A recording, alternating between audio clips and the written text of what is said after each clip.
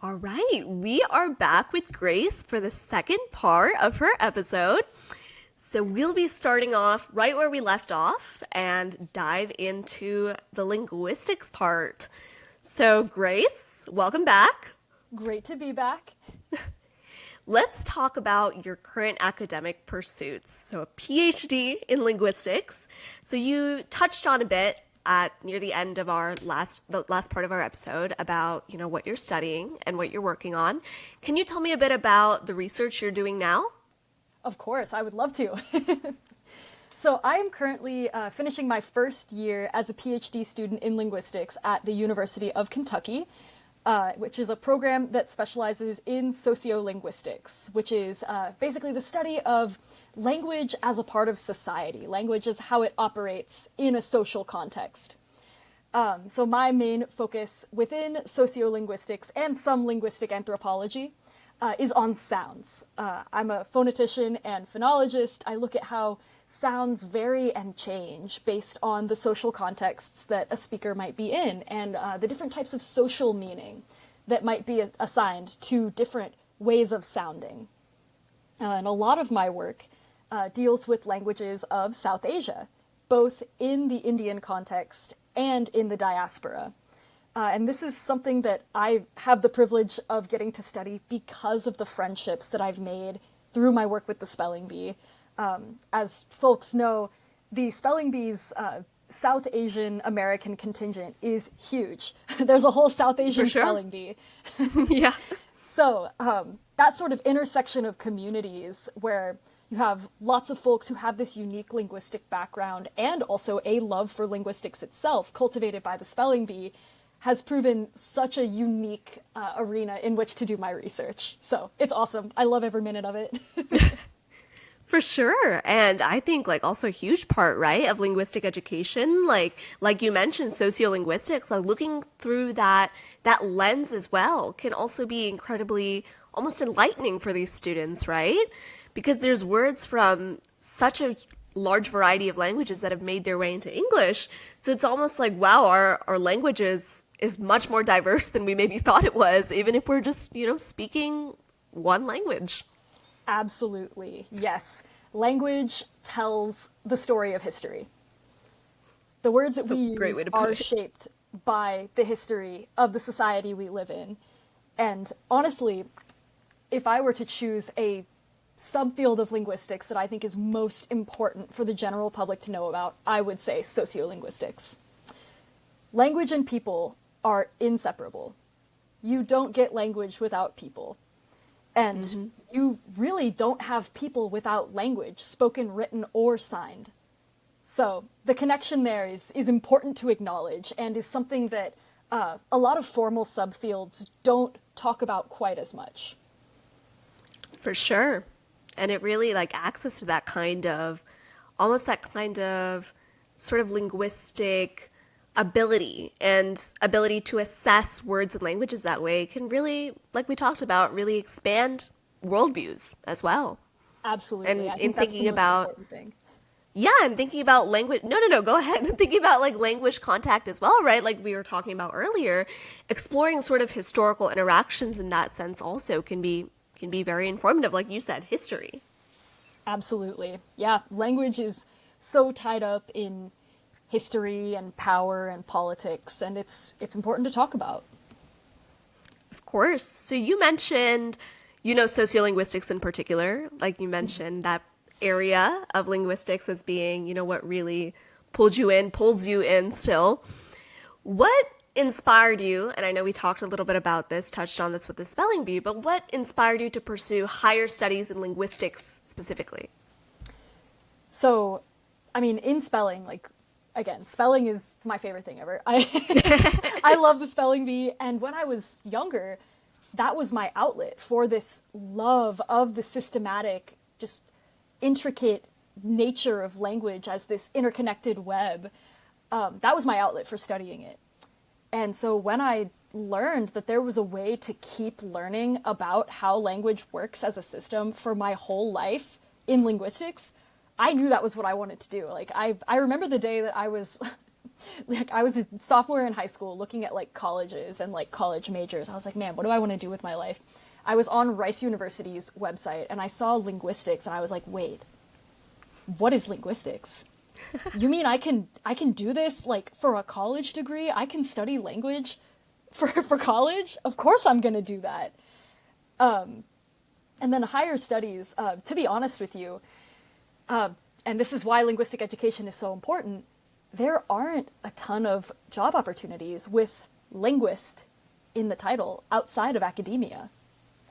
And because I love this so much, I thought, hey, why not give the PhD a go? And I would love to be a professor someday, but if that doesn't work out, I think the job of bringing linguistics to education and to popular science communications would be just as noble a calling. And honestly, I look forward to that possibility. Yeah, for sure. Oh, but to answer It your is. original question of of like what aspect of linguistics like pulled me in initially, it's really interesting because it wasn't sociolinguistics at first. Ooh. Yeah, because spelling, as we sort of mentioned, when you deal with etymology, you're looking a lot more at historical linguistics, about how language has changed through time, which explains, you know, the etymologies we see of our spelling bee words and how words were borrowed into English. As well as in spelling, we make use of concepts from formal subdisciplines like phonetics, which deals with sounds, phonology, which deals with how sounds interact with each other, and morphology, which deals with how words are formed from parts that we put together. So those were sort of the original areas of linguistics that really excited me because I was like, oh, this is so cool. This is just like spelling. I can do like big kid spelling.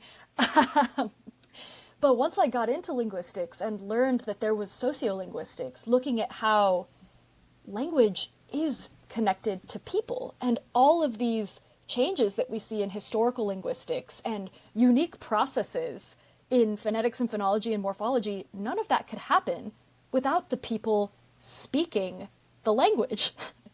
Without those people who live in a society that's affecting how they talk and the identities that they want to put forward using their language. And so to me, and this is the motto of Kentucky's Phonetics Lab, speech is social, all the way down. To me, sociolinguistics isn't a subdiscipline. It's almost like a super discipline. Just a way of approaching language that influences how I look at all of the parts, from sounds all the way to syntax. Absolutely. I mean, that's really interesting too, that, you know, it's that more exposure to linguistic education, especially in higher studies, has changed the way you perceive not only the discipline, but also subdisciplines, right? Or as you put it, Yes. super discipline, because it almost transcends just what we see in academics. So Right. that's just, you know, another example of how it continues to shape the way you learn, the way you grow, and the way you understand the world around you, right? It's one of, Absolutely. I would say, one of the biggest benefits of expanding linguistic education is that you expand those opportunities, right? Especially at a younger age. For sure. And I think there's so many popular misunderstandings of both linguistics and language. You know, people don't know what linguists are. I was in an Uber the other day, and my Uber driver asked me, like, oh, what are you in grad school for? And I was like, oh, linguistics. And he's like, linguistics? What's a linguistic? And I said, oh, you know, we study how language works as a system. He's like, oh, so you know lots of language. And I was like, no. Not really. Not quite. Some linguists know lots of languages, but, you know, not all of us. It's more about how language works as a system. And he was like, I ain't never heard of that in my life. And I was like, you know, that's part of the problem, is that nobody's heard of linguistics. So this is just a perspective that's not making it to our primary and secondary education. It's not making it out of academia. And I think part of this is because it is a young science. It's only been around for, well, at least in a named form, for a Yeah. little over like 150 years. So And it's very that's an young. important distinction too, right? Right. Between, because consciously or unconsciously, we engage in linguistics and linguistic interpretation probably a lot more than any of us would realize. Absolutely. One of the coolest things about being a linguist is, well, it's cool and also I have to find work-life balance, is that data is around you all the time. Fair enough, We're fair enough. always surrounded by language, and people are always making judgments about language, and people have so many opinions about language. Lots of them are opinions that linguists might not espouse.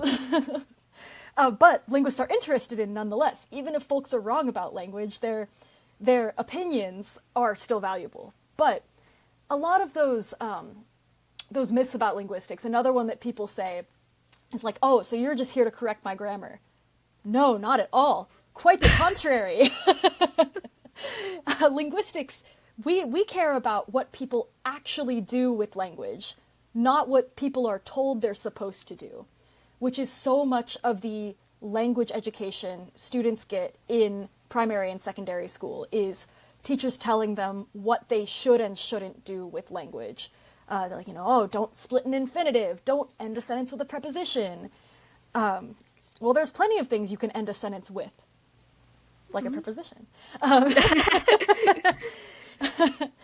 But, and a lot of times I find that language education in schools are more focused on adhering to these, what linguists call prescriptive norms, rather than uplifting the unique and infinitely variable voices of students that arise from their different backgrounds and interfaces with the world. Yeah, and you touched on a great point there, right? That adapting almost our existing curricula in schools, especially in language classrooms, can really almost honor and respect the multicultural nature of the students that inhabit those classrooms, right? And Absolutely. yeah, and also be more representative of the students and maybe the different places they are in linguistic learning as a whole. I 100% agree. Because so often there is language is taught as right and wrong. There is one right way to write and one right way to speak, and oftentimes alternatives to this one glorified variety of what we call standard American English, which is such a fallacy.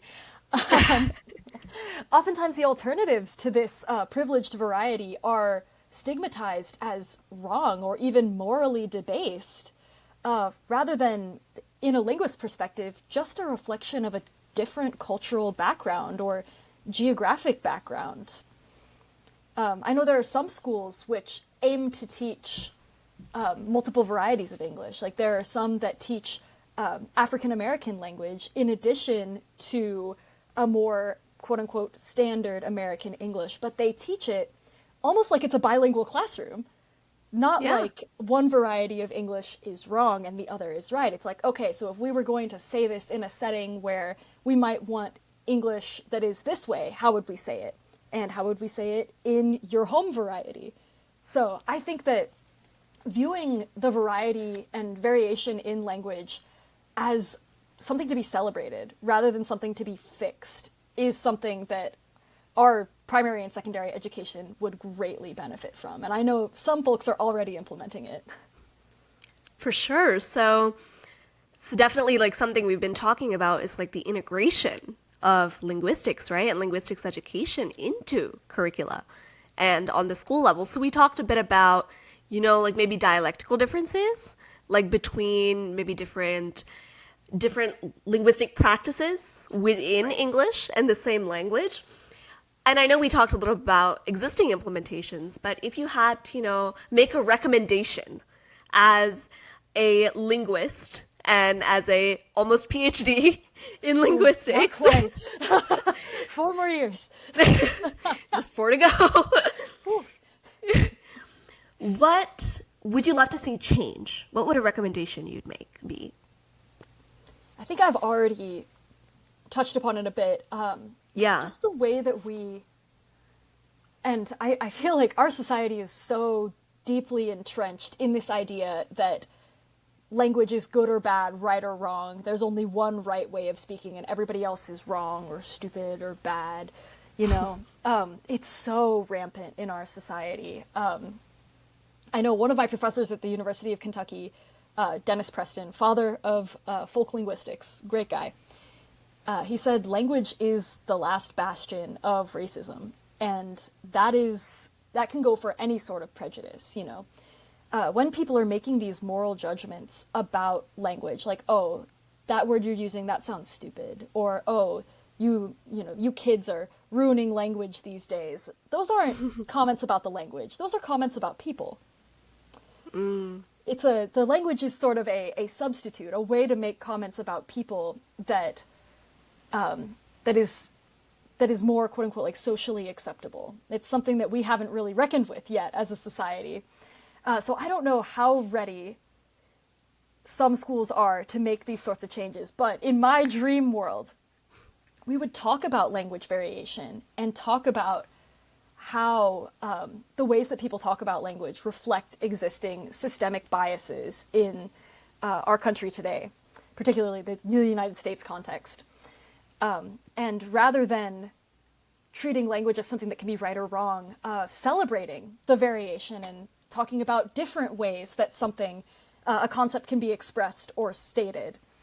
And that's really what I think is valuable about linguistics, is that it teaches us that languages aren't good or bad. It simply is, and it varies infinitely based on time, space, and so many different identities that people are performing. And it teaches you that all language is good and natural and capable of expressing complex ideas and thoughts. And I think that can be empowering, especially for folks who may speak a home language variety that isn't the quote-unquote standard American English. I know here in Kentucky, I've TA'd several classes, and I get comments from folks who have Southern accents about how much they appreciate a linguist's perspective and are like, oh, this is something I've been criticized for in my life, and here it's uplifted as a unique aspect of local culture. So that would be my dream, is that we treat all language as beautiful and celebrate it as a miracle that it is. It's so cool. Absolutely. And given we, and not just in the United States, right? And the world and as a society as a whole, we don't really sort of prize or uplift linguistic education in our classrooms most of the time because we're not aware of its benefits, right? And I think you've touched on one of the biggest benefits of linguistic education, beyond, of course, like the tangible things like improved literacy outcomes and obviously like writing, speaking, all those skills. And we talked a bit about the portable skills earlier. But I think, language is a connector. Linguistic education as a connector is really what you touched on in over the last few sort of answers. And I really sort of want to touch on that as well. And I'm sure I know what your answer is. But do you think linguistic knowledge and education changes the way that its students interact with the world, and especially in social, like global, almost an empathetic context? Absolutely. Absolutely. And that is really the most important thing. Like the course that I TA'd for this spring was Language in U.S. Society. And myself and the professor that I TA'd for, Dr. Kevin McGowan, we said our ultimate goal for the course was for, like, even if, they don't know what a phoneme is or, how to draw a syntax tree, our ultimate goal for students walking out of that course was for them to be a little bit more understanding, for them to not hear someone from the Northeast with a New York accent and go, oh, I bet that person's mean. And just to think twice about some of these judgments that people make based on language that are so ingrained in our culture and media, just to become a little bit more empathetic and understand, oh, language isn't good or bad. It's just a part of who this person is. And comments about language are more about stereotypes that exist in our culture than about anything about that person's character or the language they use. Absolutely. Yeah. Yeah. Oh, yeah. And I know with the work you've done it can also address sort of where these things come from, right? And I know you've done work with, was it a ninth grade classroom at your high school? Yes, I have actually. Yes. And it's almost on the same strain as well. I know we were talking about sociolinguistics earlier, and now talking about sort of this root of global understanding and Right. understanding of varied cultures. So my work focused on the sociocultural almost impact of colonization across the Right. world.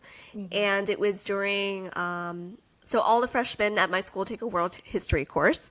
So my teacher and I, we managed to integrate this almost worksheet into the curriculum when they were discussing colonization to talk about the sociolinguistic effects of colonization on these formerly colonized countries, from everything from fundamentally changing the education system and the standard Right. of education almost, and what is considered the standard of education, to maybe renaming a place and some of those countries reclaiming it, right? By changing it back to what it was before the British or the Spanish or the French or the Portuguese, right? Changed it. So that was my work. So from the perspective of someone who's doing that research, with the classroom and with curriculum, and talking with you, right, about how linguistic education can truly create that shift, as I can say that I completely wholeheartedly agree with you after, seeing the impact of it firsthand being implemented in classrooms. Right. Yes, and talking about language and colonialism is huge, because this is all about language and power, right? And how the people in power, they're the ones whose language gets uplifted. And acknowledging that and sort of making students aware of that makes them more equipped to empower their own varieties and understand why our society looks the way it does. And Absolutely. also on the global front of looking at how colonialism has affected language, this is also something you can get from spelling by looking at the English language, right? Only 14% of it descends from its original Germanic Proto-Indo-European roots. The rest is borrowed. Yep. And a large part of that was from colonialism. And so talking about that is important. Absolutely. And I know, like, you brought it right back to spelling, right? And I think that's sort of the crux of what I wanted to sort of talk about next. Is we discussed earlier, I believe it was in the first episode, that spelling bees often get mischaracterized, right, at these huge memorization contests. And it's the common perception is almost that they're all these kids that were in the top like 200, 250 is the number, like, for the past few years, right? They're just like sleeping with the dictionary under their head and just flipping through it and trying to like absorb information through osmosis. And just sort of blind memorization is really sort of what the public image and characterization of the Scripps National Spelling Bee is, and of the students who take part in it. And of course, like, the mission of this nonprofit is to expand access to linguistic education, right? And to expand opportunity through linguistic education. And part of that is, of course, working in the US and internationally to expand the spelling bee and access to spelling bee programs.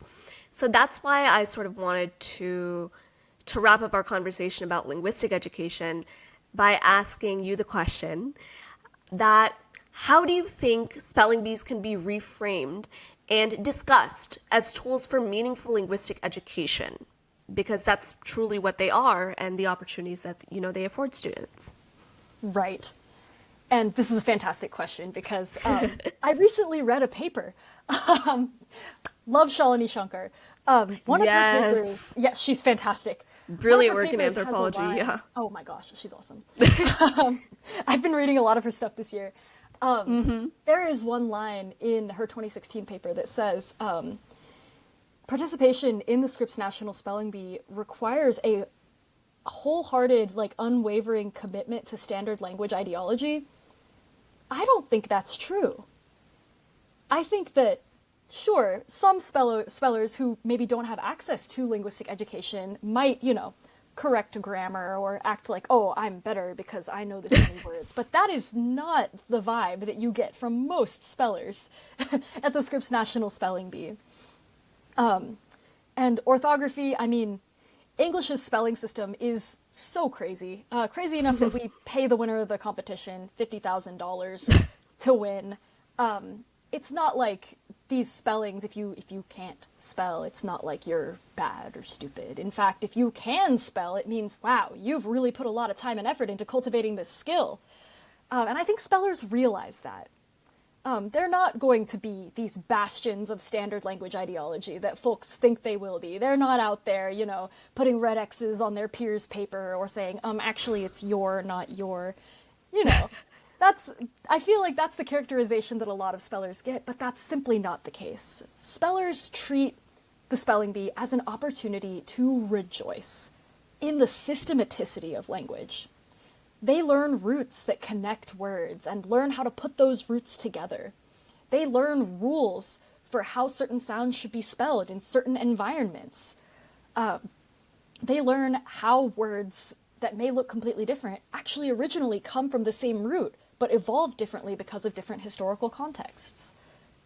They look at how the borrowing paths of words are evidence of colonialism. Like I wrote down the word carambola to bring up. That's originally Marathi that went through Portuguese into English, just a picture of Portuguese colonization in India and then the British arriving. Exactly, Spellers learn the stories behind these words. They become intimate with the net that is language, this interconnection of all language with itself. It is not about memorizing. It is not about correcting other people's grammar or spelling. It's not about being better than other people who have not put hours upon years into cultivating this skill. The spelling bee is a chance to experience the beauty of language and study it for yourself. And it really is the only opportunity like that that exists for primary and secondary schoolers in the US right now. As all of the rest of their linguistic education is highly prescriptive, where they're in grammar classes being taught, do this, don't do that, do this, don't do that. The spelling bee enables them to look under the hood of language for themselves and discover that it isn't a code that they have to learn. It is an ever-changing system that grows along with them. Absolutely. And they take a lot of that growth and the stories and the history that they've learned throughout life. And I know I'm not that far removed from the bee. It's only like 3 years, but I can confidently say that it has definitely changed the way I approach myself, I approach those around me, and I approach the world, right? And I feel like that is definitely something that common that you hear in a lot of these spellers that, like you said, have sincerely pursued linguistic education and are committed to it as well. Absolutely. And we really haven't even talked about this, but even just the exposure to the existence of other languages that the spelling bee gives you. For sure. All Yeah. linguistics aside, just the existence of oh, this is Italian and how it sort of looks. This is German, this is Arabic, this is Hebrew. That is something that in our intensely monolingual education system, you don't always get. So even just that exposure is worth so much in cultivating sort of a global awareness and appreciation for different ways of doing things. That's an excellent point, especially for the spellers or the students that aren't multilingual, right?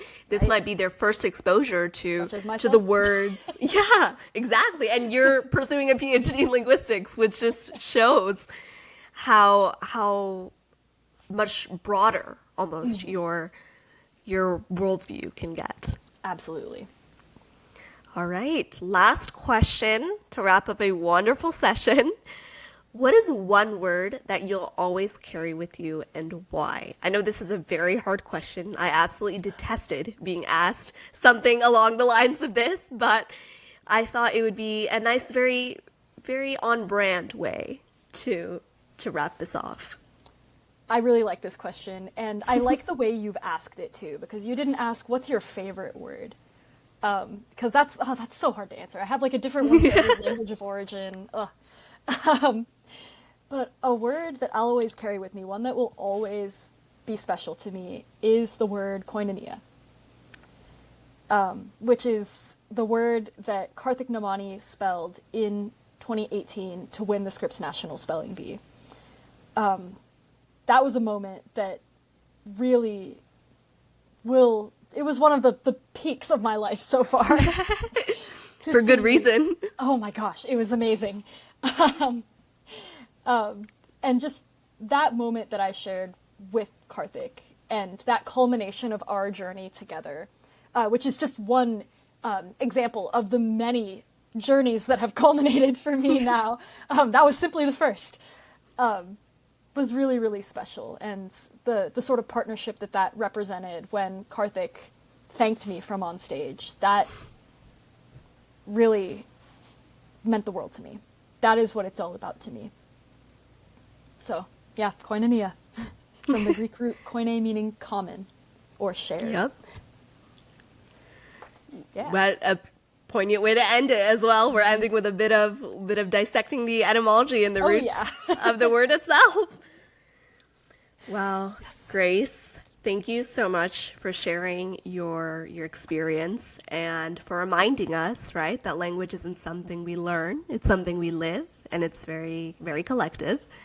And, you know, your work and what you've shared with me today really, really shows, right, how deep and beautiful it can be to truly understand where words come from, right? Like the true impact of linguistic education and where these words can take us as well. So it's been a pleasure to have you. Absolutely. As always, so much fun to talk with you about the things we're passionate about, spelling and linguistics, right? And education. And thank you again for being here. This has been immensely informative and so much fun. So thank you. Absolutely. Thank you for having me. This has been amazing, and I look forward to watching all of the future episodes of this podcast as well. You're doing awesome work, Irini. Keep it up. Thank you so much.